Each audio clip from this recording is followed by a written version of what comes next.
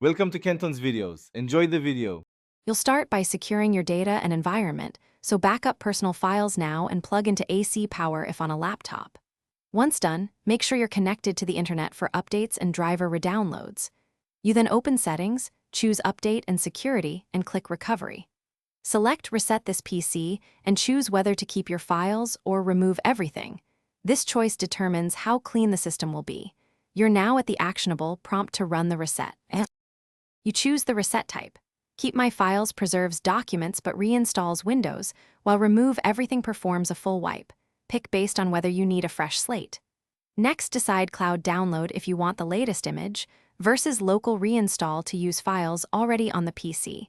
Cloud uses more bandwidth but can fix corrupted local images. Confirm drives and additional settings like deleting data from all drives. When ready, press Reset and let the automated process run. It may restart multiple times. Once the reset finishes, follow the on-screen setup, sign in with your account, and reinstall needed apps and drivers. Then run Windows Update and check Device Manager to ensure drivers are healthy. Update any flagged devices. Make sure your files were restored from backup if you kept them. If the reset fails or the PC won't boot, use the Windows Recovery environment to run startup repair or boot from installation media to perform a clean install.